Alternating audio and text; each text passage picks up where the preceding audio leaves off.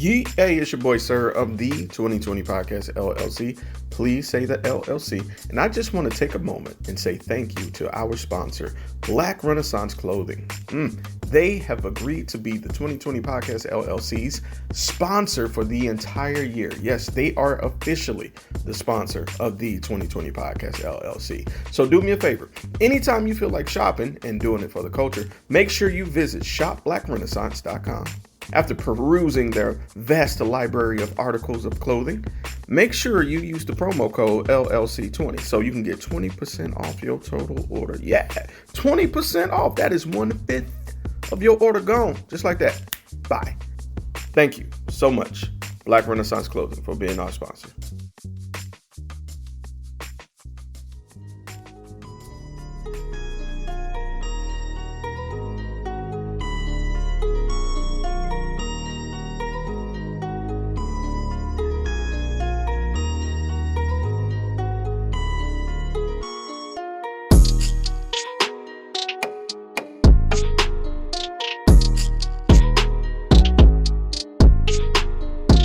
Hey, what's up? It's your boy, sir, of the 2020 Podcast LLC. Please say it. You already know what I'm talking about. Please say the LLC. And today we got another episode of Squad Goals. Now, today we got an interesting topic. Now, you know we love to talk about relationships. We won't shy away from it because we feel like it's needed in our community. You're always going to see memes and what's going down with the famous folk. But when it comes to us regular folk, we act like we're afraid to talk about it. So that's what we're here for today. Now, this particular topic will be handled by none other than Miss Jessica. So, Jessica, the floor is yours, love. I'm shutting up. Hey everyone. So I'm really excited about this topic. And once Sir let us know that as a group, hey, we could submit topics, but once you submit the topic, you pretty much run the show. So I'm a little nervous, but I'm also excited. So the topic for this show is, what qualities and characteristics do we think are necessary for a long-lasting relationship? And I will go ahead and put myself in the forefront and be vulnerable. What inspired this topic for me is I am in a new relationship, and almost 8 months we've been seeing each other, but official about 5. And I found myself really thinking about, what do I think it takes? Because I feel that in this situation, I finally have a partner that has the willingness and wants to do the things that are necessary to make a relationship work. So I'll go ahead and kick it off and share the qualities that I have come up with, and then open the floor for everyone. So the qualities that I have come up with are compatibility, communication, a willingness to evolve individually, a willingness to endure adversity internally, within your relationship, as well as externally. Now, that does not mean tolerate mistreatment. It just means that we will always face adversity. So there has to be a willingness to endure that and push past that. And also the desire to give your partner grace, because as human beings, we all fall short. And if you think about it, none of us are really deserving of grace, but we individually will have days that one may fall short, but the other may be stronger in one area, and vice versa. So during that time, there has to be love and grace that fills that void to catch up to each other.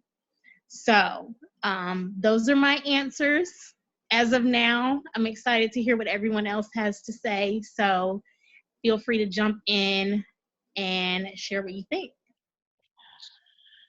Well, I mean, Jessica, bro, you said it all for real. Like every single thing you said is very important, and then I really think understanding is huge. I can explain, myself to my significant, like what I want, what I think should, what I think could better the relationship or anything like that. But if they don't really understand, what I'm getting at or why I feel the way I feel, I feel like it won't get no better. You could talk until you blue in the face, but until somebody feel what you saying, like and really actually consider what you mean and how they could be better themselves, I think it wouldn't really work. And compatibility is big. Everybody has different tolerances, different things that make them tick, stuff like that. And they could even be small things like some you leaving hair in the sink could make somebody say, "Nah, that's not for me."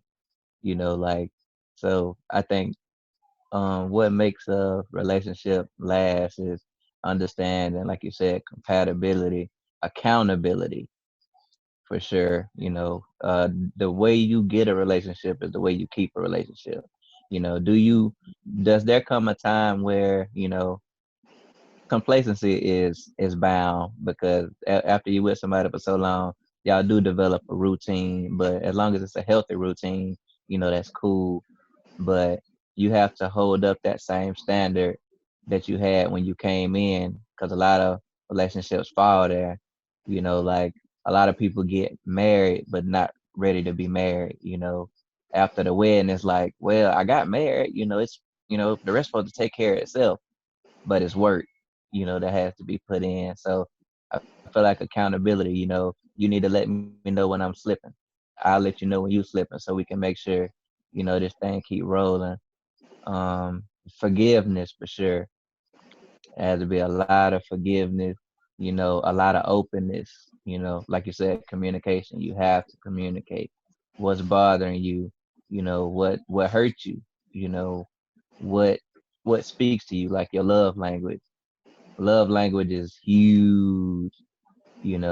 Is huge because everybody needs to be loved the way that they need to be loved. I can't show love, the way I think it should be showed and think that should be good enough for my significant.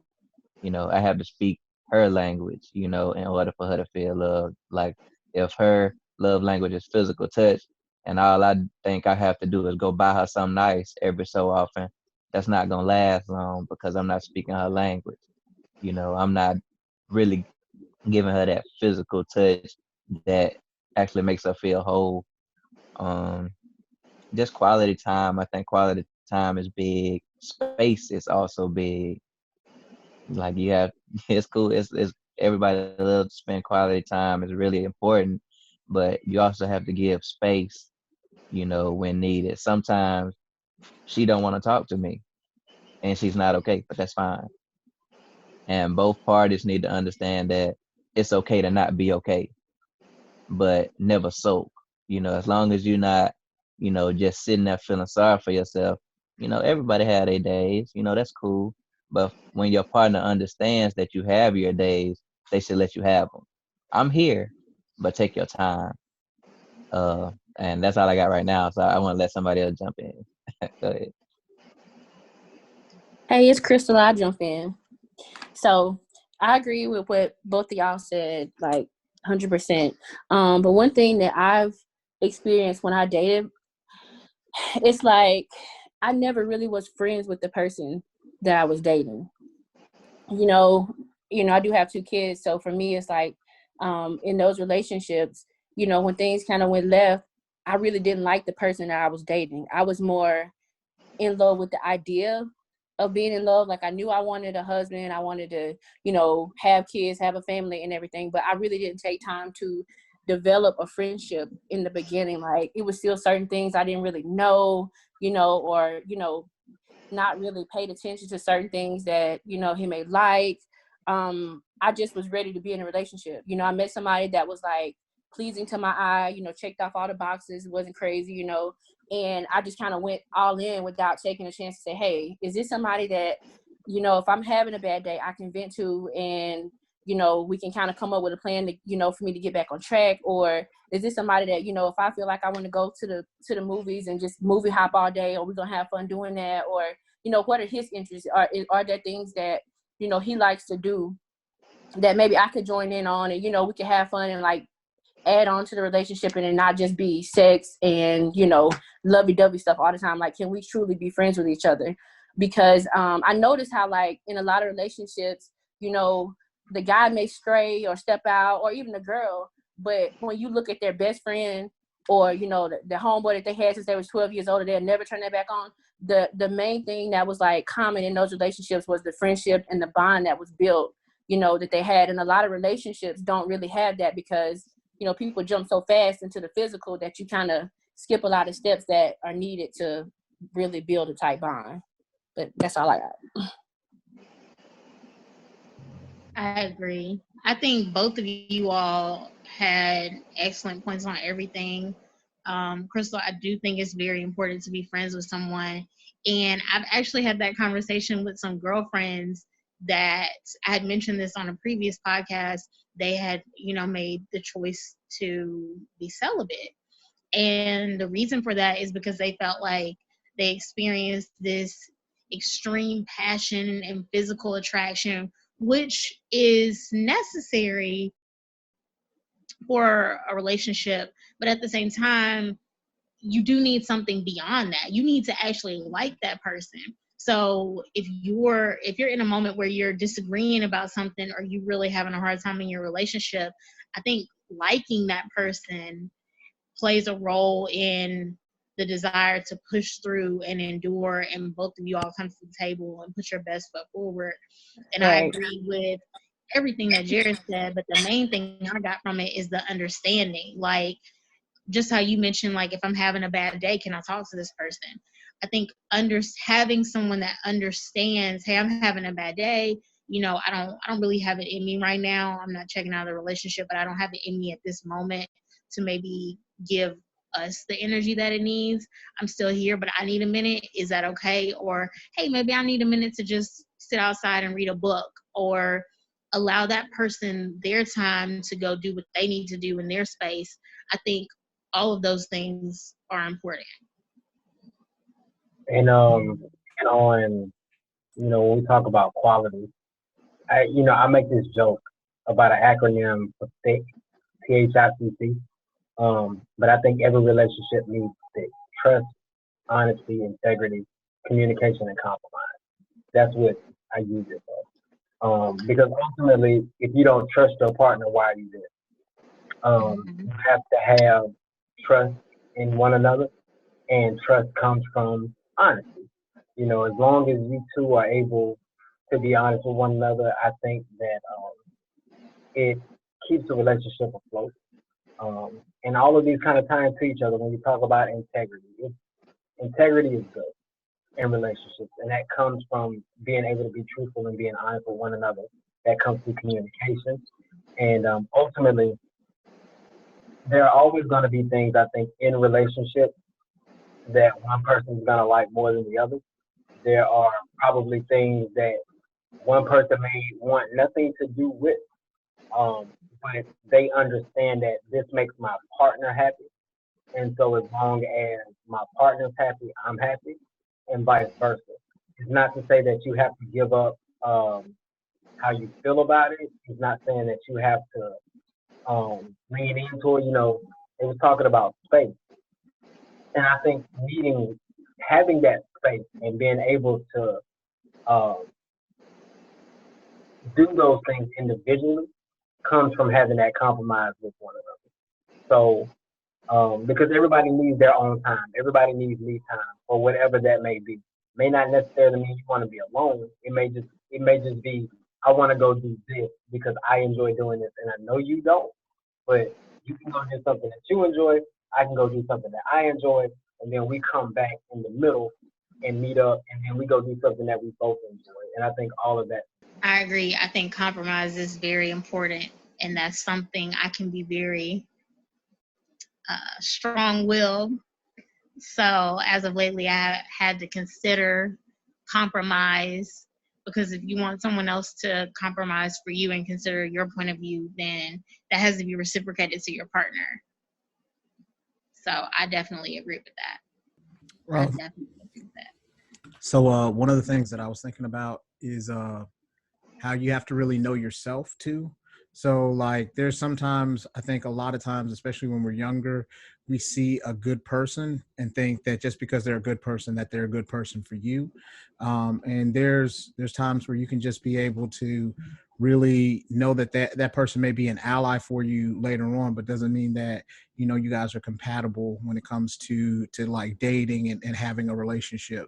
So that was one of the things that I was thinking about, as well as just being honest with yourself about maybe what your likes are and what your dislikes are. So if somebody is more, if they need to have someone that has like more looks and they're willing to compromise on other things, like you just can be honest with yourself about that. Or if you need somebody who provides for you more, you know what I mean? So i think I think it's always great to set the expectations so that somebody knows exactly what they're getting into when they start dating you.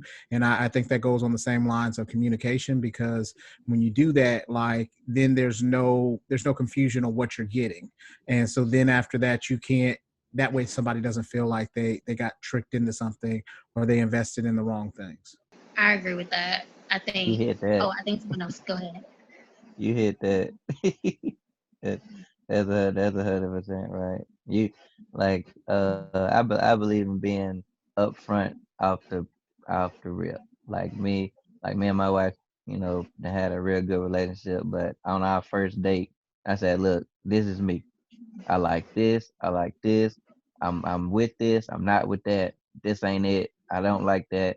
Like I'm the same person every day. Like I'm me, like, you know what I mean? But obviously, I'm gonna get better, I'm gonna grow and stuff like that. But I know who I am. Like like you said, why I already know me, coming in. So I know what I'm willing to sacrifice and what I'm not. And the first time I talked, that's a word that I left out. Sacrifice is big. Like Mhm. you gotta give to get. And relationships are actually like motivational tools. Like I was talking about love language. Like if you speak my love language, I will be motivated to speak yours. Like I will be motivated to reciprocate, because if I feel like you going out of your way 100% each and every day for me, when you have all that, when you have that 100%, because we're not always gonna have it, but when you have that 100% and you giving it to me, that motivates me, because it's like, man, she gave me everything she had today. Why not? Or and vice versa. Like it's big on sacrifice. Like I love scary movies. She hate them. She loves something else. I would endure it. I would watch her show because I would want her to do the same for me if I really wanted to see something. Like it's big. Like sacrifice is big. Some things you're gonna have to give up. That you're fond of. Some stuff like that. Sometime, but them being willing to do the same thing for you in return is a really, really big deal. But I'm gonna let somebody else jump in again. Yeah, because I think seeing that someone, so one thing I thought about when you were mentioning the love language, what if that person doesn't necessarily, speak your love language? But I think if you have a partner that's willing to learn and adapt to your love language, that says a lot as well. Yeah, definitely, definitely. Because we all are who we are, but Yeah. we meet certain people that make it like, maybe I can step into this. Yeah. Maybe I can learn that, because you can learn how to love your partner properly. And it's a really great thing. But coming in, if somebody's really close to speaking your love language, then you're not gonna get far. You know what I mean? Like Uh-uh. that's why getting to know people so early on is so important, and laying it all out there. Some people will lie, and fake like, they are who they say they are, but it's all about actions.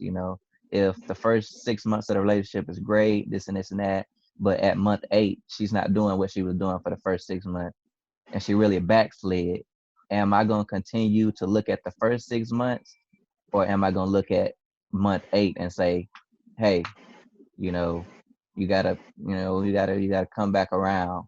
Where did you disappeared on me, you know. But it's really important though. If somebody don't speak your love language, you would know. You can't fake the funk forever. You know what I mean? Mhm. Like you can't fake the funk forever. Like you can only wear that mask for so long. And usually people start to bleed out, like it starts to show.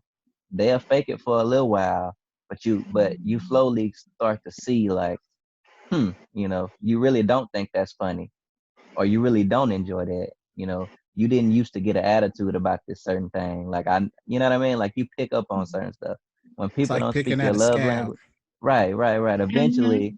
Eventually It's you gonna gonna come on. bleed out. You know what I mean? Like you can only put that face on for so long. That's why, and a lot of marriages that end after a couple of years, whoever was faking it is tired, especially if they was in it because you look good or money or something like that. Because eventually The that superficial money, things. right, the money ain't big enough for me to come lay next to you every night because I really don't like you. like I really don't like you, really. Yeah. So it's hey, it's serious, man. It's crazy. Go ahead, y'all. Go ahead. I think a part of that too is you got to be able to put your ego aside, because if you are in a relationship and there, you have to understand that there's stuff that you bring, like there's benefits that you bring to it, but then there's opportunities for growth. So you have to be able to say, okay, listen, if somebody's trying to give you constructive criticism, depending on how they approach you, because there's a right way and a wrong way to do it. Just being able to make sure that you can be able to be open for change. Not saying that they need to change, the core parts of you, but if, all of a sudden, like you were saying beforehand about somebody leaving hair in the sink, you know what I mean? If I can go ahead and make that change because I know that bothers you, and it's not that I have to go ahead and keep, hair in the sink, then I mean, you do those things for the people that you care about. That's true. I wanted to take it back too to what you were saying earlier about knowing yourself.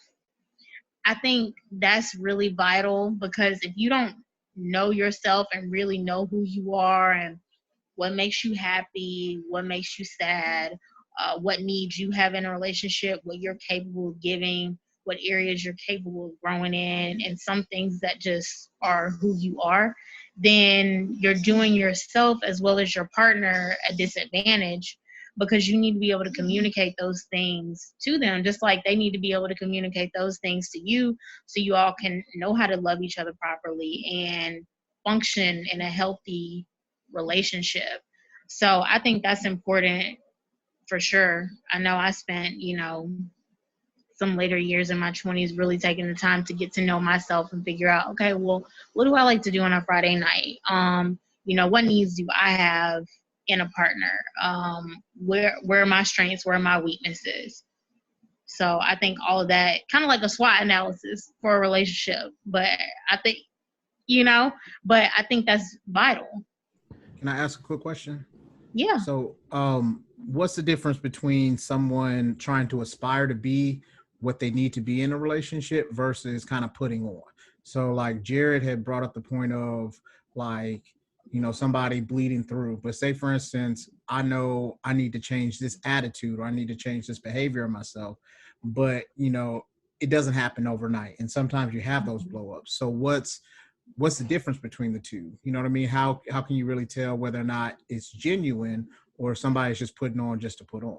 I think it's just kind of like you just pay attention. Like, okay, let's say you're a big basketball fan, right? But you're dating somebody and they're really not into it.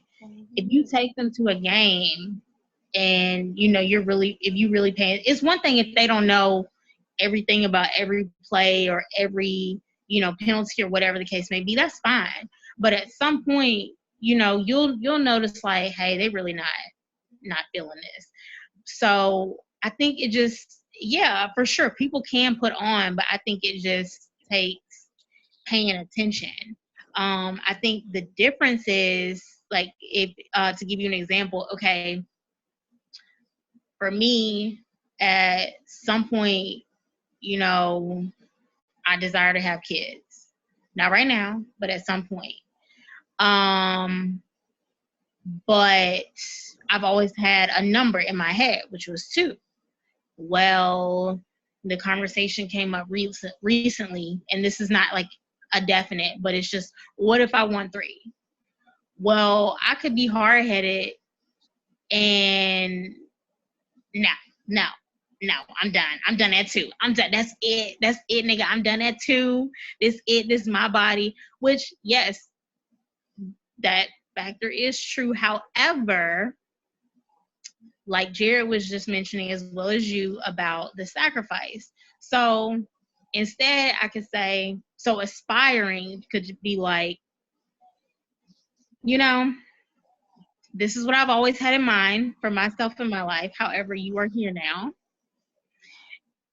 So how about, instead of me saying no, we table it for now. When that time comes, we can bring it to the forefront and have the conversation. But I feel like fronting would be like, oh yeah, that's, you know what about 4? Maybe 5? Knowing damn well I don't have any desire to do that. You know what I'm saying? But being honest and being like, yo, I never really, was into that. But hey, I could have the conversation for you. So I think that's the difference. I think that's the difference. I think genuineness is the difference. Yeah. You can sense it. Like let's say, Yeah, my girl don't really like to go around my folks, and I really have a problem with that. And she said, you know what, I go around, I go around them, I go, what, and then the whole time we're there, she looking sick, like she really don't want to be there. You know or what not I mean? Like, engaging. right, like, or let's say my girl got a problem with me like not doing laundry, and I only do laundry when she there. Like while she sitting in the same place as me, I'm like, oh yeah, I fold the clothes, this and this and that. And then let 2 days go by, and let's say she working all day, working all night, and the clothes pile up on the on the sofa. You know what I mean? Like, was I putting on, you know what I mean, by doing it while she was looking? Or was I really genuine and she came home and the clothes was folded? That's like people who post their significant all over their social media, but they tricking. Right. I was just about Are to say, you feel me? Are you putting on for social media so I feel good? 'Cause she posts me. She posts me. But you really look like a donkey of the day, cause you feel me? Cause not the donkey's somebody day. getting posted up somewhere else. They posted on the block. So I think it's genuineness is just the difference. Like, when somebody's really trying, and I feel like when people are really aspiring to be better, eventually they catch themselves. Let's say I forget something really, really often and it's becoming a problem. I'm going to commit myself, since I'm aspiring to be better, I'm going to commit myself, you know. Sometimes I gotta make sure I remember this. I might even write it down, but somebody that's putting on gonna say, it don't, you know what, it don't happen overnight, but it ain't happened overnight in 3 months. You feel me? And still no signs of improvement. I think the difference is improvement and genuineness. Like, people aspiring to be better get better over time because it doesn't happen overnight. But if it's 4 months that's passed and you've seen literally no growth, it's putting on. You know what I mean? Like, if you see that change and that evolution in them, slowly but surely, if you see that genuine change and they really want to do it, they will. Go ahead. I also think it's consistency in actions too. Like the way, like he said, I mean, it's definitely, you can see when somebody's not being genuine. But if you're doing something over and over and you're not being consistent, like you said, being forgetful or not willing to change or not willing to make a move, I think being consistent in general in your actions and in your emotions to, even if it's taking you a little bit while, but at least you're being consistent and saying, okay, I'm really sorry, I'm really going to try better or to do better, actually making an actual effort. That's a big thing too. And that's what you can tell when people aren't putting on, because like you said, they don't really care. Like, it's not even a thought, an afterthought to them, so that's a big thing as well. I agree with that. Genuineness and consistency in actions. Then that's how you'll know. But I think that takes like paying attention to their consistency and just paying attention and not seeing what you want to see, but seeing what people really are showing. and then you'll know. I think the biggest thing for myself is I didn't realize how selfish I became, positively and negatively, until I started dating again. And what I mean by that, when you're by yourself, you don't really have a reason to compromise for real, especially if you're stagnant within yourself. You could find yourself just stuck in your own ways. And then when you do make a change and you have a certain rate at which you are adapting and bettering yourself, you can subconsciously expect others to do the same. And not having that patience is what I'm discovering. And I'm finding the reason behind that is what's occurring with me, like in my past. Like, I didn't know how deep trauma could go as far as dating until like this last year and a half. Like the certain triggers I have, like impatience, not wanting to compromise. Like for example, like Jared said, he loves horror movies, but he know his girl doesn't. So in my mindset, if I want to see a horror movie, I'll just go by myself because you don't want to see it. And it was no disrespect to her. It was just, oh, you don't like it, so why would I take you there if you don't like it? And we would literally get into an argument of, I want to do it with you. And I'm like, that's stupid. Why would you want to do something that you don't want to do? And that didn't make sense to me for the longest, but I didn't get that it wasn't the act. It was the fact that you were being with me. And I think that's where communication comes in. I think a lot of that has to do with being open to sitting down and understand, hey, I think 1 + 1 = 2 because this. Like Wyatt said, you have to be honest with yourself. So with being honest with yourself is having to be willing to unlearn what you have learned in the past. And that is probably, to me, that's been the hardest shit ever. Just going to be honest with you. Because when you have been drilled that this and this causes this for 30 years of your life, and then the last year and a half you find out, oh no, that's circumstantial. That shakes up your whole foundation. So now your basis on belief when it comes to interacting with the opposite sex or same sex, not bashing, is skewed. So now you're a newcomer. You're kind of like a noob when it comes to dating now all over again, because you've been so settled in what you thought was fact is just actually circumstance, you know. So I didn't realize I was as selfish as I was. I didn't realize that I was as impatient as I was. I didn't realize that I wasn't compromising as much, because I had, in my own mind, it's just me. You know what I'm saying? Like what I need to step up for when it's just me. I had no reason to try and make, you know what I'm saying? Does this make sense to anybody else here? Yes. Oh, okay. Yes. Makes perfect sense. No, it makes perfect sense. I was gonna let you, finish your point, but no, it makes perfect sense. When it's just you and you don't have anybody being like, yo, maybe it isn't like this, you don't know. So now I'm like in this stage of unlearning shit so I can learn, you know what I'm saying, cooperative methods of growing, if that makes sense. So, yep. I think that I can very much relate to everything you just said. It's nothing for me to go and do something by myself, go to a movie by myself, go have dinner by myself. Like, I've gone to a concert by myself. Like, because when I first moved to New Orleans, I didn't have any friends. That took time to develop a solid group of friends. So during that time, I was able, getting out of a relationship, I was able to really learn myself, which is a positive thing. But in that process, I did become very selfish, and me being strong-willed got turned up to like 100. So when you do enter into a partnership, you do have to kind of unlearn, not alter who you are, but you have to unlearn those things, because it's not just you anymore. You do have to consider someone else.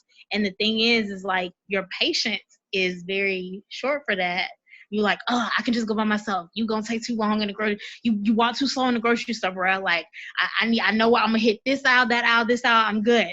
But that person wants to spend time with you. This motherfucker. But that's where you're used to like running on your own cylinder. I feel like you talking like my husband is in your ear saying, I just want to spend more time. I'm like, bro, bro, no, come on. That's my like, man. No, I went through that. Like, he's in the room. I'm surprised he didn't jump out and been like, yes, you do this. Like, no, it's been even just as a woman, like being by yourself for so long, you get so used to like being independent. You don't even stop to ask. You like, I got.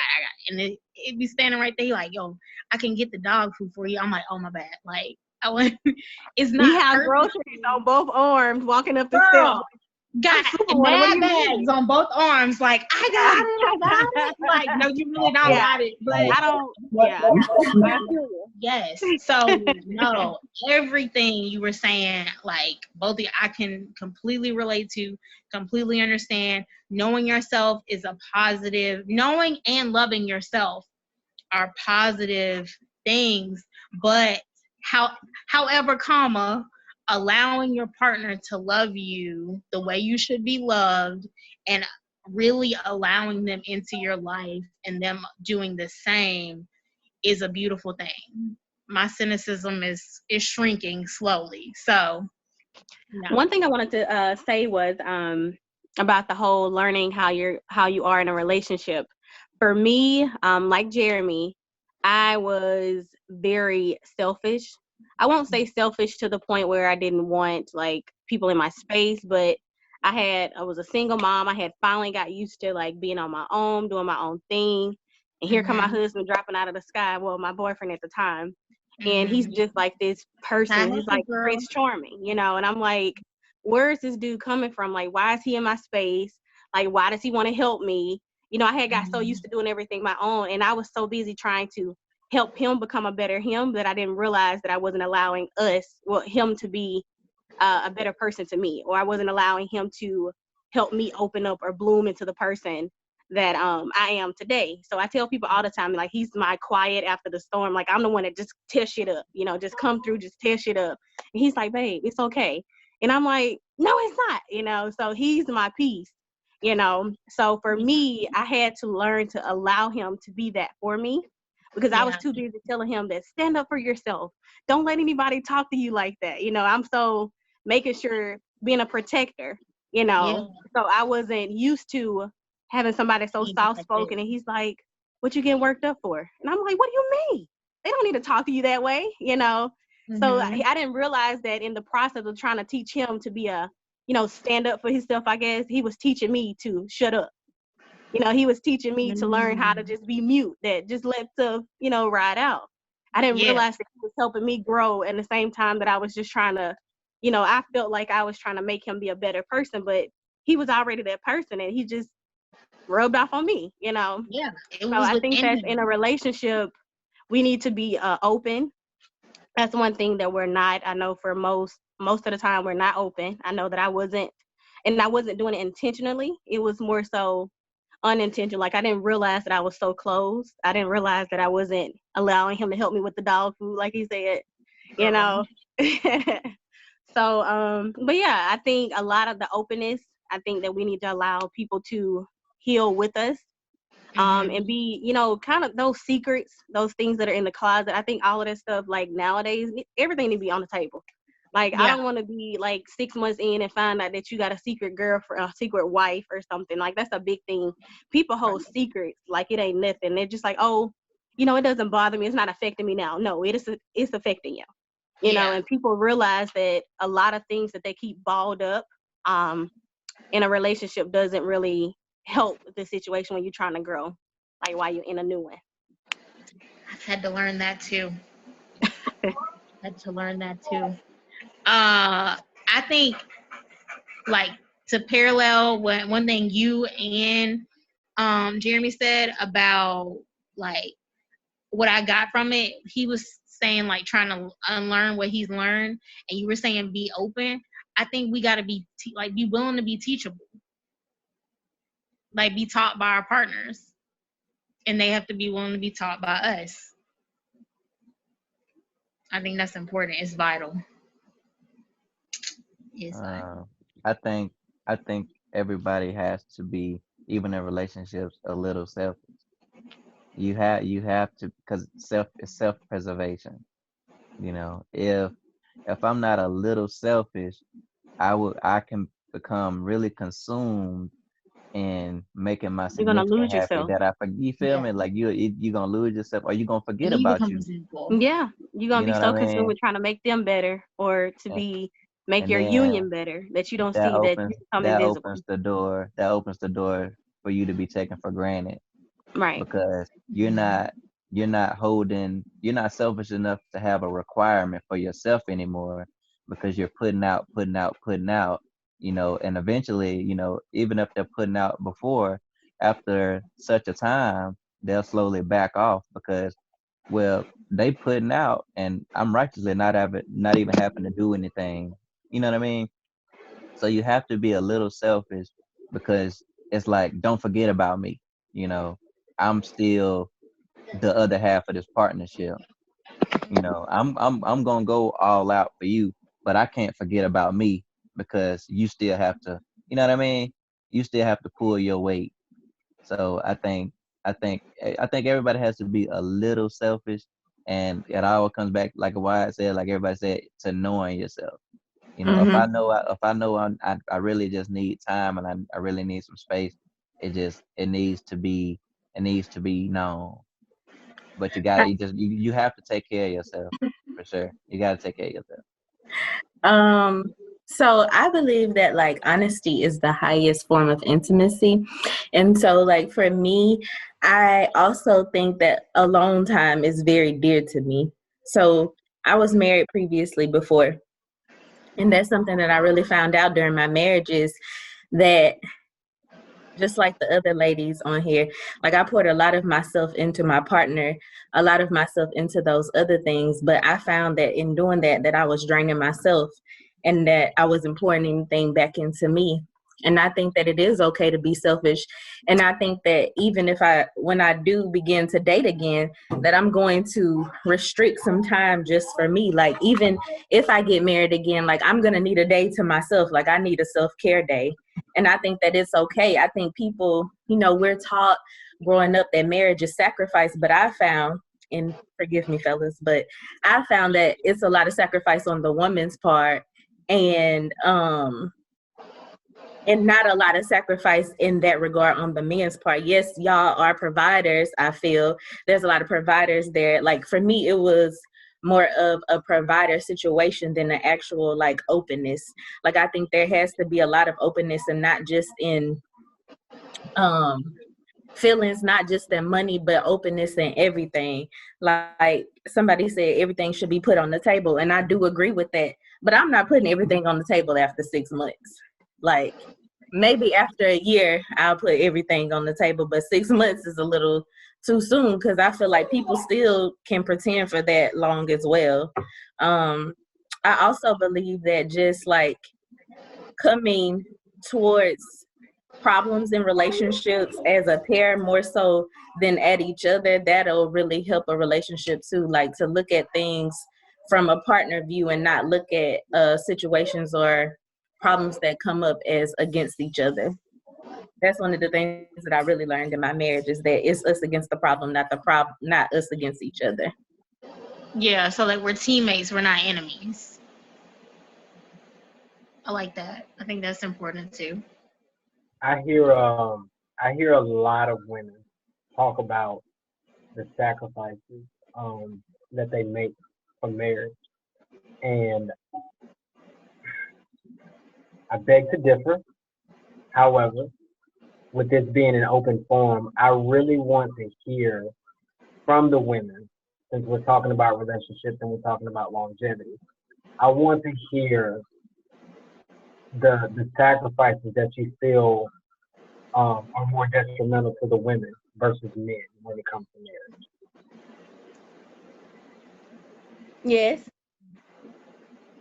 I feel like for me, well, I don't even look at what we go through, or we haven't had any like major issues. I guess, I mean, we've been together 3 years, but we've been married for one.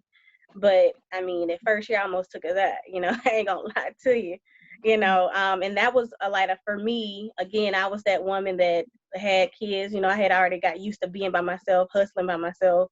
When the pandemic hit, they in your space. Normally you go to work, you eat dinner together, but then they in your space because they can't go nowhere, before they, everything open back up. So then you realize, like, oh, do I really like this person? Like, do I really, that was a big thing for me, because yes, I love my husband, but did I like him?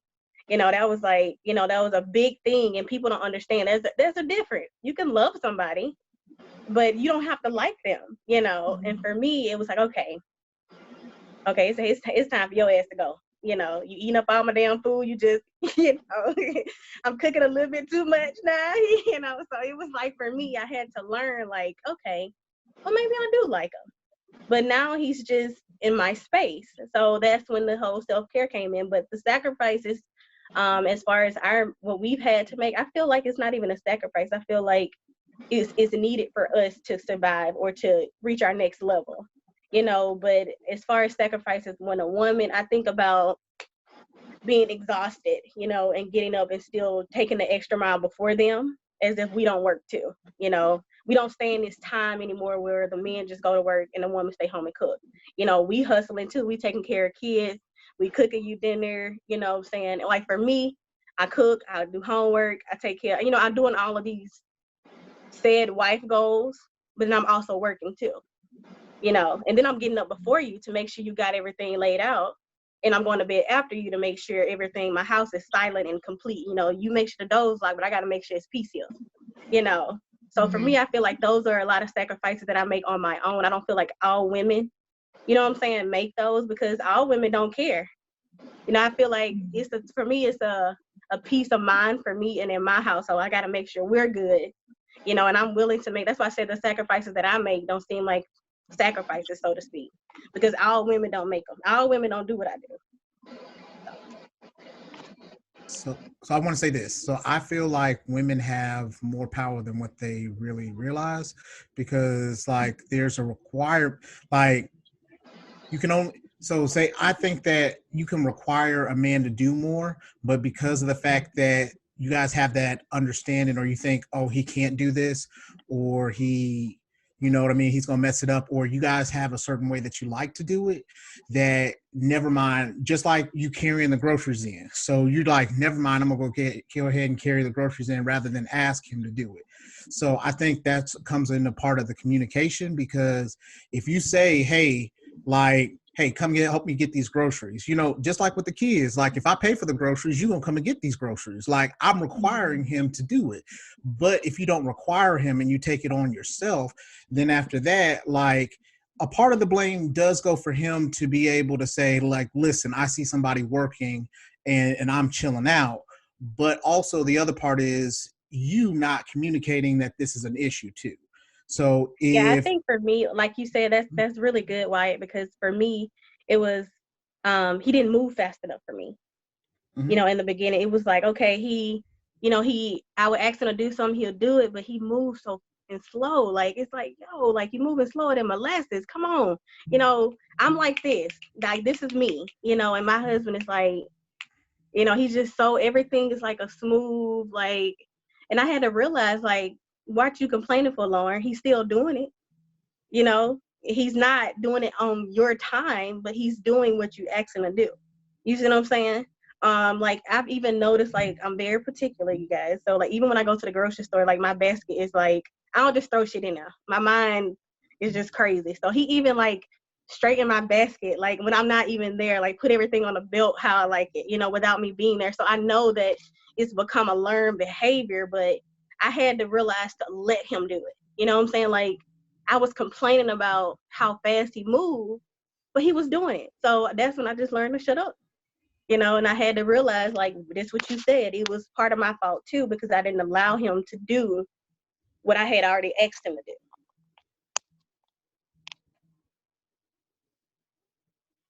I just think you women have a lot more power than what you think. Just putting it out there, because if you guys required us to do more, then niggas wouldn't be able to get away with half the stuff they do. And so I'm don't. That's funny you say that because he don't. I mean, I had to learn that I had the power to. It's so funny you say that to me because you know how I was at first. I was just like, "Can you please do this?" And I was like, "Nah, I hate it. You know, there's and the stuff in there. You know what I need to be doing. You know, I had to switch up how I was, taking stuff. So it's amazing you said that. Thank you for saying that. Yeah, I Yeah, think thank you. like men, I think are like small children. We you can't give us options. You got to tell us what you want us to do or not. Because if not, like we're just gonna be Yeah. everywhere. We're gonna be like, well, you said I could do it, like, or you couldn't, but like. But honestly, that comes a part of growth too, because like it comes to a point where, okay, she really does need me to do it and not have to worry about necessarily, because she told me to do it. So, there's a certain part where they have to take the initiative, but it's a learned behavior. But I'm not about to raise no man though. Like, I'm not about to do that because But my thing is but we're both. don't you want him to? You're trying to teach him how you want to be loved and how you No, want no, to no, have no, stuff, no, right? no, That no. should be like a It's a one-time thing, though. Yeah, I think that's that's what he's saying. I don't think he's saying like sit him down like a 2-year-old and like I think it's more just like, hey, this is what I need from you as my partner. Because there might be things that he'll have to show you like, how I need you to, to love me this way, or have you tried doing it this way? Like, where can we meet in the middle? I think that goes back to that sacrifice that Jared was talking about, and being willing to unlearn.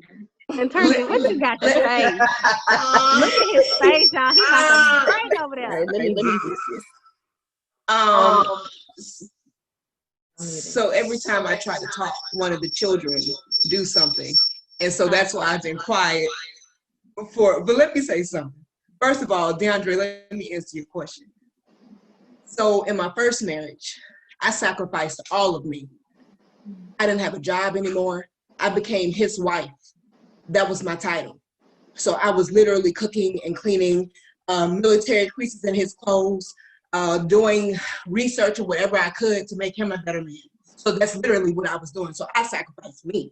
You know what I'm saying? So every time that I went to do something that made me more me, it was a problem to him. Okay? So I sacrificed everything. My dignity for that motherfucker. You hear me? So, girl, thank you. So, in that instance, yes, I did sacrifice way more than whatever the fuck he felt like he did. And then he shat all over me. Like in a poem, I say 5 females, there were 10.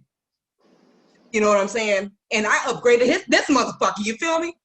So what a fucking sacrifice. You know what I'm saying? So then, after all of that, where I am now is it's a beautiful place. But let me say this: I don't feel like Marcus sacrificed more for me than I did for him. I don't feel like I sacrificed more for him than he did for me. I think that we took our bullshit and we poured it on the table and we started sifting through that shit and we kept the shit that we needed to keep and we put the shit that was bullshit to the other side.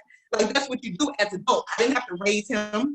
I didn't have to tell him this and the other. Now, with communication, you do have to say, okay, well, when you did this, I felt some kind of way. You know what I'm saying? Okay, why did it make you feel that kind of way?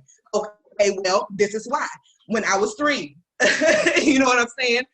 This, that, and the other happened, and this, that, and the other happened. You know what I'm saying? So he understands me on a deeper level than what's on the surface. That's you loving me how I need to be loved, not me telling you that, okay, this is what it is. I like this, that, and the other, because, okay, that may have worked for you in the past, that may be what you want, but not what the fuck you need. You have to be loved like you need to be loved. And you don't always have the answer to that. So how can you sit here and say that, well, this is what it is, when there's so much about you that you don't even know yet? Which is what Marcus has showed me, that there were things that I needed to do, that there were things that I needed to fix on how he loved me, by me telling him my deepest, darkest secrets and whatever. Us communicating to comprehend and communicating to understand, because I can listen to him talk all day, but if what he's saying is going in one ear and out the other, then that shit is in vain. Mm-hmm. You know what I'm saying? You have to meet on the level that you want to. I want to love you the best way that I can. And in order to do that, I have to sit there and look at all of your flaws, everything that you bring to the table that's positive, everything that you bring to the table that may need work, everything that you bring to the table that you may aspire to do or aspire to be. Like, I got you for that. You know what I'm saying? That's me loving you on a different level. I don't know what these these lists and these this and that you feel like you have to do to orchestrate the perfect person, as if you're going to build this perfect person in somebody that's already made. That's insane to me. There is no way that you can control somebody else's personality, how they handle the situation and whatnot. If you say that you're going to love that person for how they are, you're going to do that. So everybody that said something during gearing toward changing somebody else. How you gonna love somebody that you're trying to change? That don't make no sense. How can you say I love you, but not like this? I want it to be like this and like this and like this and like this, and then I love you. Like, how fucked up? Can they do that to you? And empathy. Empathy is huge on the list. Because if you can't walk in that person's shoes to understand why they are, how they think, you can't sit there and say that you love them. And that's just how I feel. Okay. I'll take it. Let's go.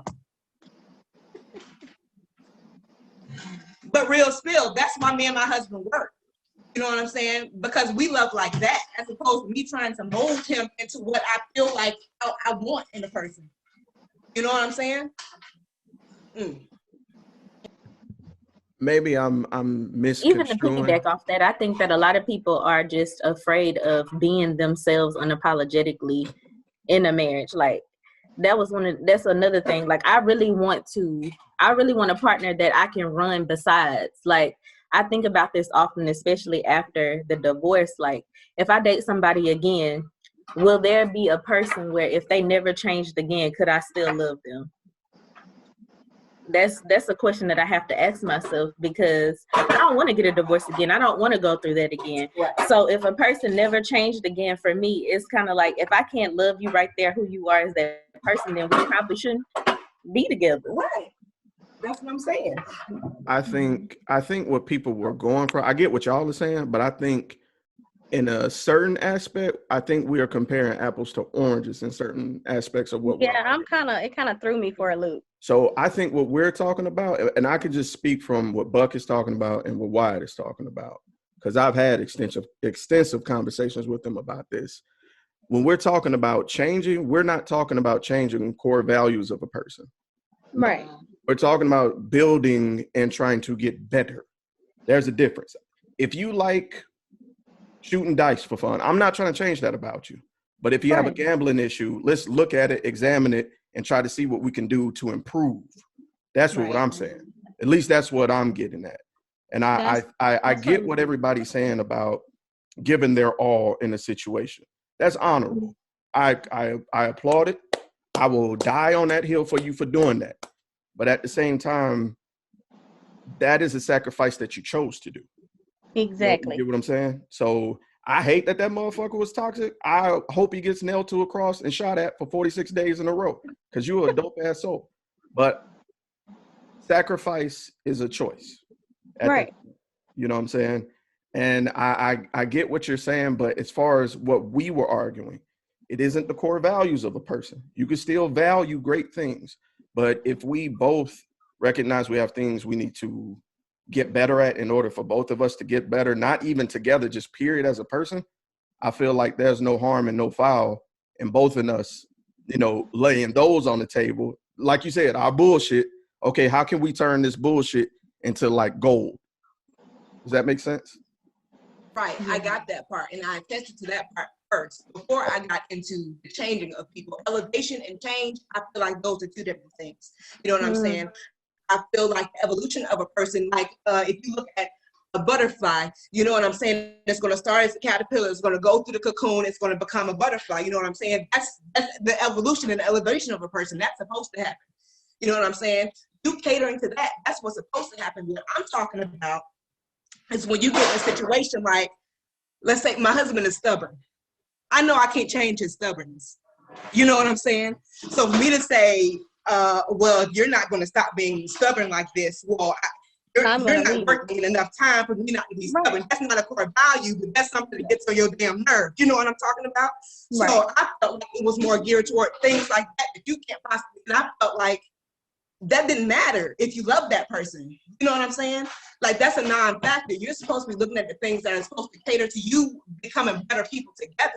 So that is what I was attesting to, but I was shunning what I thought that you were talking about, which was that. I just couldn't wrap my mind around that. Like, how you gonna say that you love somebody and y'all trying to change, but you're not doing this in enough time. You're not, doing. I want to be. This is my want. If you don't throw rose petals at my feet when I come in the door, I can't take it. What does that have to do with anything?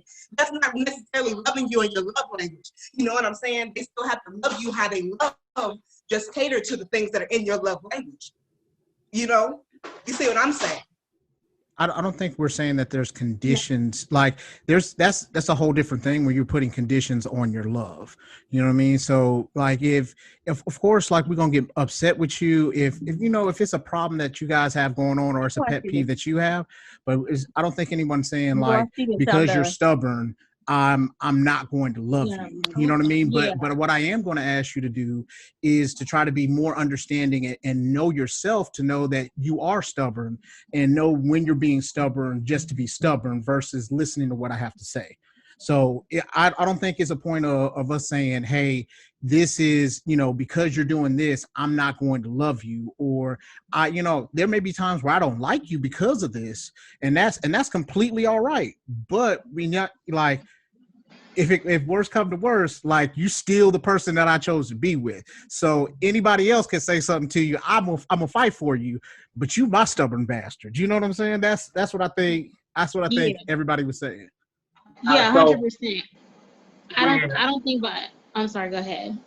I was gonna say, so when I talk about sacrifice, and the reason I say I hear a lot of women talk about this, is because I don't hear enough people talk about the sacrifices that men actually make in relationships. And a lot of times it is seen as men don't have anything to sacrifice. But let's shoe on the other foot here. Let's say that the woman has no life experience. She's never lived on her own. And essentially she meets a guy who has everything together, that has life experience, that has a good job, that owns his own place, owns his own car, that does everything he's supposed to do as a man to protect and to provide for himself.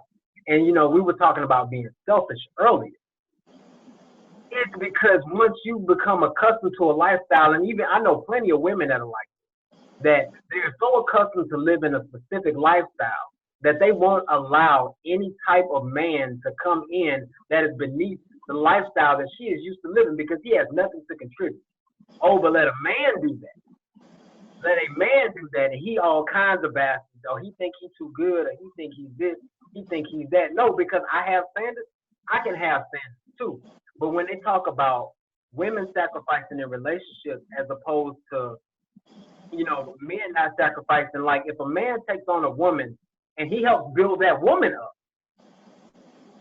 and he doesn't give up on her, and he continues to help build and pour into her, no matter how stubborn or lazy or inconsistent or any of that stuff. All the stuff that they say men don't do, or like men aren't investing into these. It's almost like men don't invest in women the way women invest in men, and I don't think that's true. I think that both parties equally have the right to be able to invest into one another.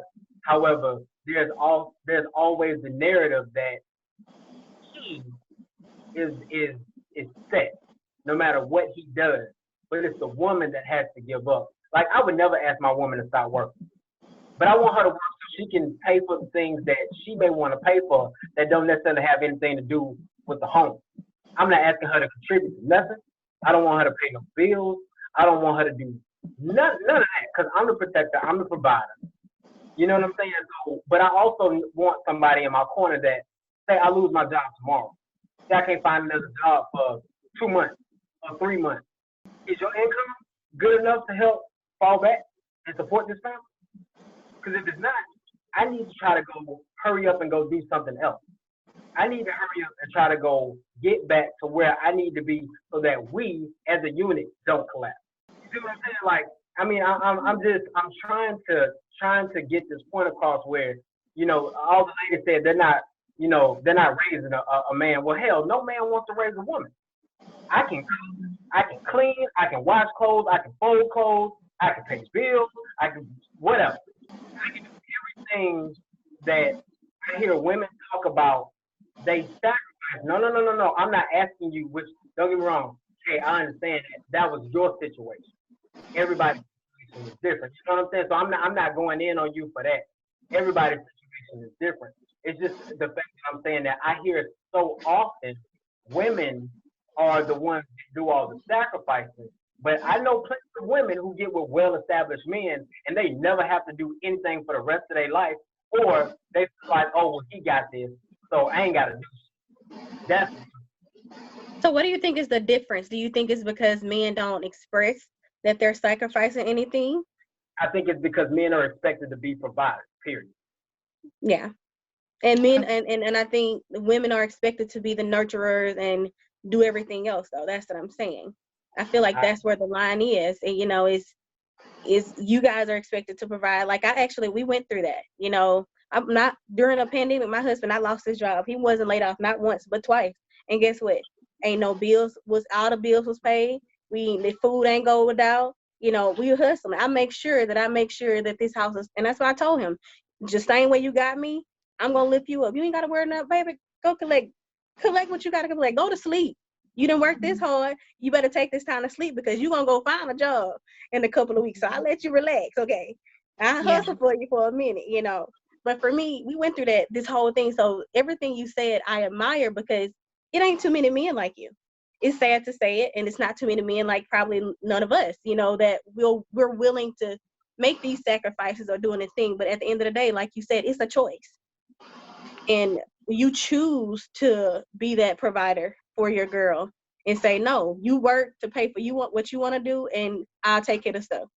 You know, or it's a household that say, you know, we're going to split this down the middle, and then we're going to take care of each other separately. You know what I'm saying? So it's just so many different situations that cause for make the relationship work, you know, that we just kind of don't even know. But that's what I was trying to figure out is I feel like men don't really talk about their sacrifices. Like, just you speaking up now, to me, it's like, I don't know too many men that's actually making a sacrifice because they almost feel like it's second nature because it's embedded in them at a young age. You know what I'm saying?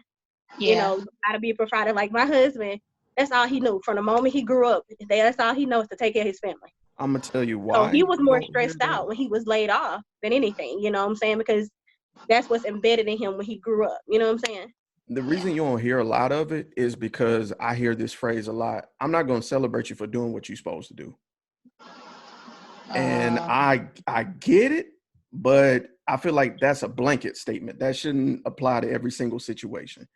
And I get it that men and women sacrifice, but it's crazy as fuck to me. Like, for instance, like just to vent about this stuff, we have to like go to closed doors and like sit and talk about this type of stuff. Like we can't even talk in public. Like it's so many different skews on the same topics for men versus women. Like women can go and have a preference all day. They can say they preference every day, all day. But let me go right now and say, I prefer light-skinned women. I'm going to go get crucified, bro.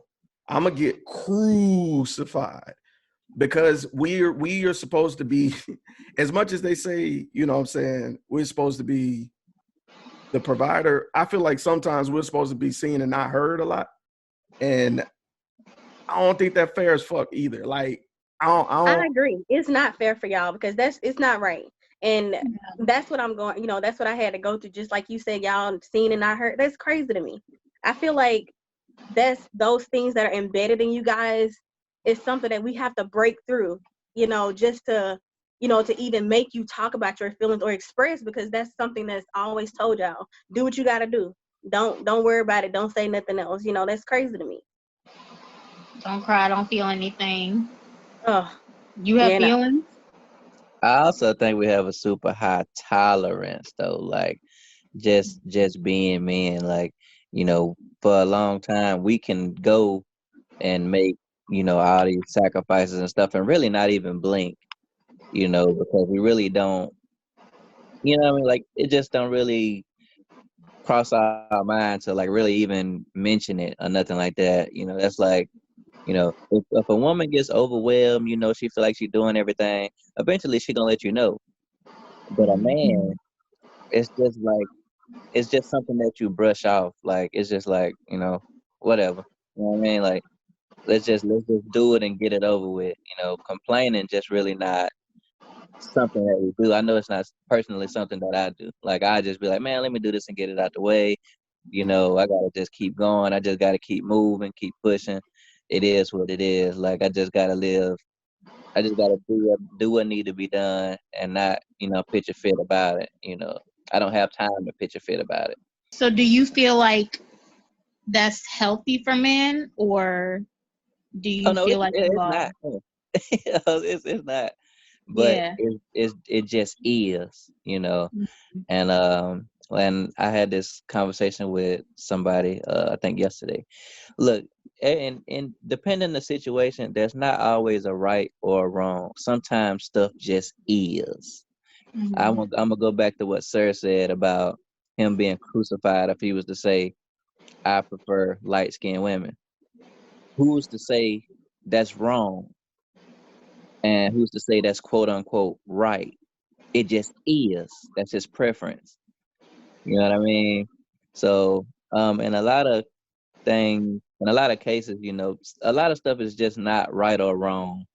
It just is. Like, it's just like what you got going on. It just is. If you choose to complain, or you choose to handle stuff a certain type of way, it's really just your preference. Like, let's say let's say I did think holding it in and stuff like that was healthy. Who are you to tell me that it's not healthy? I could think I'm perfectly fine. You know what I mean? Like, people's way of life, people's way of dealing with stress, um, dealing with grief and all of that. Because there's no right or wrong way to grieve, right? You know what I mean? It just is. Yeah. You know what I mean? If I'm gonna do the Ricky, the Y thing from Don't Be a Menace to South Central in the street with the shoe, if I'm gonna do that, that's my business. That's just what it is. Not right, not wrong, just is. Okay. That's another perspective to have. Sometimes it just is. Attorney, they look like he cooking over there. I need to hear what he got to say. We will not get on the colorist mission again this evening. We will not do that. Not tonight. Not tonight. Let me ask y'all something. Just outright and honest. Like, I appreciate these conversations because I think a lot of people need to have these out in public. Why do you think that it's so hard to have these conversations just in public? I think it's this way because people, they have their perception of how they're viewed versus how they actually feel. So like, if say for instance, if I show some kind of weakness, then I can be portrayed as soft in a certain way. Or if I'm like, say for instance, if I have trouble with kind of relaying those things, like if I go too deep into how I'm feeling, then after that, then it gets a little bit touchy and dicey. And I think there's a certain level of how everyone expects us to answer versus maybe how we're feeling. I think that, and then also I think fear of how people will perceive your vulnerabilities. Just like each of us have, shared, hey, I've had experience with this, or, in my relationship currently, we've experienced this. Some people may have a fear of like, I'm not going to share that. You need to think everything's perfect. You need to think this and that. But I mean, what is perfect? People are flawed. So therefore relationships will be flawed. But I don't think everyone is willing to share their flaw, which is okay. I mean, it's situational, but sometimes I think it could be detrimental because you could put yourself in a situation where you're not able to learn anything by not willing to be vulnerable and just say, hey, I'm human. We're human. We have issues. I think it's pent up emotions as well. Like for me, I feel like a lot of these conversations can't be, I guess, had in the public eyes because, you know, these are things that you already see and you've already heard and you already have your own opinion about it. So it's almost like triggers already. So when you start having these conversations out in the open, it becomes your emotions that you've already kind of buried about the situation or how you already feel. I feel like they'll come up and probably come out more strong or a little bit stronger than normal. I know about some conversations we've had in the past, you know, when we talk about them, it's like, okay. But then the deeper it gets, then the more the conversation goes on. It's like, okay, you know, now it's a little bit too much for me, you know. So I think it's a lot of pent up or built up emotion that people kind of disregard when it comes to a lot of topics. I agree with that too. I think it's just what people perceive as what's important and what isn't. You know, like I told my granddaddy that I was in counseling, and he gave me the answer that I thought he would give, and that was, "You don't need no damn counseling." You so I think it's important. You know, a lot of people. Well, if I talk to every single one of y'all about a certain thing, all of y'all give me the same answer, but I really don't feel that. I'm not even gonna tell you what my answer was really. You know what I mean? Like, because it's like, well, if such and such not complaining about it, why should I? And or if everybody else doesn't see this as a problem, then maybe it's not a problem and I'm tripping. So I think people don't have these conversations in public because they're too afraid of other people's opinions not being the same as theirs. You know, that's like we can talk about shoes. You know, everybody think this specific pair of shoes is fresh. I really don't like them, but since everybody think they fresh, I'm gonna say, yeah, them. You know, them is kind of nice, but I'm like, man, them shoes ugly. You know, like, because you so afraid of everybody's opinions not matching your own that you actually compromise yourself and what you really think. You actually don't even know yourself because you aren't, like we said in the beginning, you're not being honest with yourself. These conversations can't be had in public because people are not honest enough with themselves to really say what they think, what they feel, you know, and it's really unhealthy. so, so I think that's what it is. It's people just afraid. Afraid of being perceived in a certain way. I agree with that. Well, I'm gonna tell y'all while I said that, and before I go any further, let me say, Jessica, thank you. Thank you for doing this Thank you topic. for You did an amazing allowing job. me to bring this forward. Yo. I think this was a much needed conversation. The reason I brought up that question about why we can't have this conversation in public is because I've tried several times and it always got too heated. And it was never the people engaged in the conversations. It was the passersby that would get triggered and they would stop, they turn around and be like, the fuck? And go off. And we wouldn't even know these people. You know what I'm saying? And I can't be like it was men that's doing it or it was women that was doing it. It was both. It was both. People heard at you. But another reason I said that is because the next episode, Squad Goals, is actually going to be live. What? Do it on Facebook because I feel like, what I did there, I'm getting in touch with emotion. I feel like it's time for the world to really see and interact with us. And because although it's 9 of us here, I feel like it's 1 million of them, 1 billion, 4.2 of them motherfuckers out there. So we could get some other input, you know what I'm saying? So I appreciate all of y'all tuning in this late because, you know, this was an hour back for us because change of schedules at work and all that ish. But anyway, to all of you, I want to thank y'all for turning out. Everybody who's listening, thank you for tuning in. We are in 2021, and by the time this episode's dropped, we'll be celebrating our 1 year of being an LLC, baby. You heard me? Yeah, please say it. Merch on the way. You know what I'm saying? As soon as I can get in touch with China again. I don't know if y'all knew China ain't even answering phone calls right now, bro. Like it's dead over there. Like, dang, my plug is like, no. Like, I ain't even know what no in Chinese was, but it apparently is no.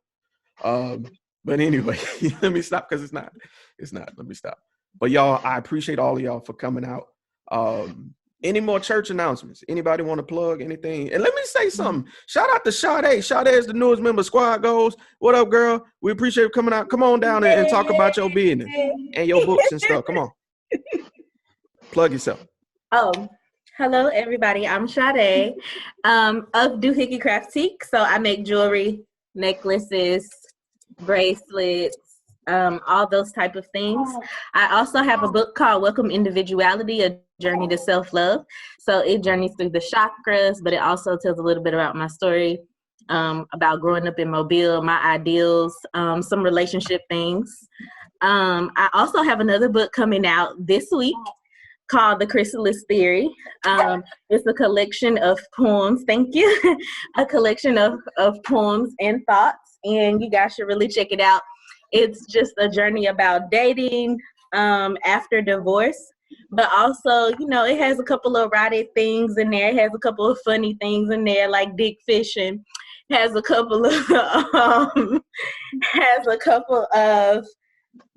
sensual things and a couple of self-love things. So check it out. It'll be available on Amazon and also on my website, doohickeycraftique.com. Thank you guys for having me. Jessica, we've never got to plug you. Come on up and talk about what you do, girl. Come on. Yeah. So everyone, my name is Jessica. I am from Mobile, born and raised, but I currently reside in New Orleans, but still Port City stand up. I work full-time as a marketing coordinator, but I also have a business as a fashion and wardrobe stylist. You can find me on Instagram, styled by _Jessica Lauren. The focus of my business is for all women, no matter shape, ethnicity, economic status, to know that fashion is accessible and that you are beautiful, and just to develop your confidence through style. So that is. Thank you. Make sure we follow you on IG and all that jazz. I know my boy Jared got that website up. Go ahead and plug that for a player. Man, www.pdaydreamers.com. Like I said, all of y'all can send me a picture of your logo, a short bio, and a picture of yourself. And I'm gonna post it on my website. I actually made a tab called "State Your Business, Sir." Is the first one that's on there, and you know, it don't have, you know, much traffic, but you know, it's another place you can say that your business is. You know, and then I have another tab called "Express Yourself," and I have 2 groups on there. It's anonymous groups for something like this, actually. Just how we come in and do SquadGoals. You get you request to join the groups, and anonymously you just talk about your experiences, you know, open up and vent and do whatever, no judgment, nothing but positive vibes and feedback. Y'all know I'm a speaker, I'm an author. I got a book coming out in February, and that's that. Another one. You feel me? Khaled. And I'd be remiss if I didn't shout out the hottest photographer in the motherfucking Gulf Coast. Peter Parker ain't got on her. Don't be looking to your right. Come on, plug your business, girl. Come on. Ain't no tweeting out here. I look over to the left. Remember that song? Nobody remember that song? Yeah, I remember that song, all right. You know what that song was about? Self-love. Anyway. So I am K Marie of K Marie Photography, which can be found on Facebook at the / K Marie Photography Fan, on Instagram at K Marie Photography Fan, and soon to be a website coming, www.kmariephotography.com. KMaryPhotographyFan.com. Of course, you guessed it. And also remember to go and like the 2020 Podcast LLC. Please say the LLC. And there are beautiful things coming in the future for that podcast, as well as everything that's affiliated or associated with it, as well as a shout out to the Black on Black Rhyme by way of Step to the Mic Check Poetry Troupe, in which we have a show every second Saturday here in Mobile, and we do travel, and we do hit mics, and we do fellowship, and we live this life for real. So, there's a Facebook page for that, and there's also an Instagram page, Black on Black Rhyme, Step to the Mic, the Facebook page, Black on Black Rhyme Mobile, Step to the Mic for the Facebook page, and at Step to the Mic _poets. I had to make sure the underscore was going in the right place on Instagram. I had to look at it in my mind to make sure it was correctamundo. Pass it back over to Sir. All right. Look, I thought the feed had froze for a second. Nah, you were just thinking. It was just me. It was just me. Hey, y'all want to know something? You know what rhymes with the word gristle? Crystal, come on down here and talk about your business, girl. Come on. You're over there being quiet and ish. Gristle, really? But anyways, I'm Crystal, Alabama raised, Louisiana living. I own 3 businesses. I have my own hair care line, Deep Roots. We have 5 products so far: shampoo, conditioner, hair growth serum, detangling mist, and curl definer. My website for that is realdeeproots.com. I also own an ebook store with 2,000 ebooks, and they all come with resale rights. So if, for example, you need a book on maybe Facebook marketing, Instagram marketing, I have books for those. Any type of self-help, any type of development, child care tips, things like that. And that is at thedigitaldeva.com. And then I also make masks. I'm sorry, my son is talking to me. I also make masks. So that business is called the SD Company, and I do that too. So 3 businesses, and I work full time. But if you need something, just hit me up. I can't think of a word that rhymes with eternity, but he's a dope poet, a dope rapper, and he's part of the 2020 network. So Turner, come holler at us. What's that on your shirt? What is that on your shirt? I can't see. It is the one and only heavily orchestrated, never duplicated lyrical symphony known as the Eternal One Eternity, one half of the Straight Word podcast of the 2020 network, 1/3 of the South Got Something to Say podcast, and 1/8 of your favorite poets, the Power Lines Poetry Troupe. You can catch everything that I got going on at MrEverlasting.com. You can check us out at PowerLinesPoetry.com. And you can follow me on Instagram at officialleternity. Eternity ends in an I with a Y. I, not a Y, because I'm too damn fly for that Y. So I had to spell it with an I. So that's who I am. That is what we do. That is who we be. And that's it, man. Follow me. I feel like a bitch because my name ends with a Y. So you just can't be like, fuck Y's. You just disrespect it. Now I'm Germ. Now I got to be Germ because I can't have a Y in my name. Damn, Y, what you going to do? You just, I don't know what the hell you going to do either, Y. Crystal? W-Y-A-T-C. He just low-key disrespected everybody. I don't know what to do, bro. Like, how you hold everybody with a letter, bro? I'm just going to be Watt. You know That's what? I'm going to be. It's on rap beef, nigga. All right. But all right, I got to go and plug it to my little sister, the Blasian herself. Come on, holla at us. You know I ain't forget about you, tiptoeing here all late in church and stuff. Mm-hmm. You know, guys, I didn't mean to. The link wouldn't work for me. So I'm just Lauren Blasian, whatever, because my husband is Ty. And I am an Herbalife distributor, mind, body, and wealth, personal trainer. So I do all of that good jazz, and I have some stuff underway. I'm working on some stuff, so I will be releasing that soon. I can't tell you now because it's going to be pretty big, and I'm really excited about it. So I love y'all. That's it. All right, cuz. Well, look, it's past my bedtime. I love you all.